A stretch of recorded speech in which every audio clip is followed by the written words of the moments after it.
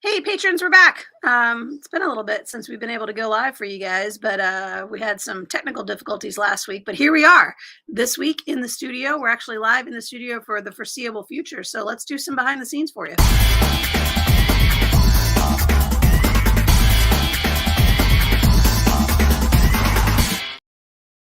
Happy Saturday morning to you. Last week we started a conversation around Freytag's pyramid. This is a much more evenly dispersed plot arc where things rise up, they hit the top, they rise, and then they fall back down. We talked a lot about how people confuse Freytag's pyramid with the other plot arc that takes the climax a little bit further toward the ending. But we're really talking about even distribution of your rising action and falling action in Freytag's pyramid. So we didn't get to really talk about the climax last week, Right. but you, as we were walking out the door here, you were saying that rising action was the most boring part of the story. It is. Okay, so elaborate for our patrons. Why do you think that it's the most Well, boring part of because the it's story? the part, it's the part that makes or breaks the book, right? Right. It's the part that's supposed to bring you into the story, Make you care. make you care about Yeah. the characters, make you care about the story, and a lot of times that just doesn't happen. True.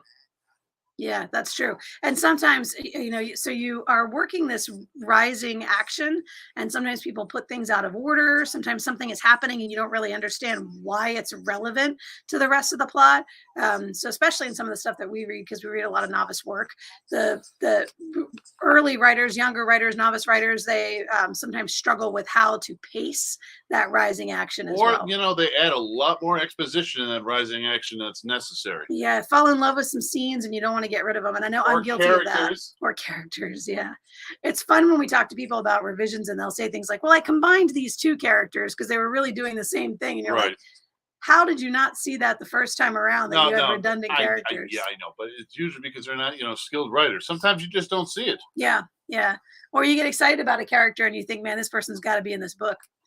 All right, so we're going to talk today about rising action. We're going to talk about the climax scene and specifically the earlier climax scene. So we're going to talk about, rather than our kind of late in the story climax, which is the plot structure we'll be looking at either next week or the week after, we want to talk about the climax that comes a little bit earlier, where our rising action has gotten us to a place where our character is going to make an irrevocable decision.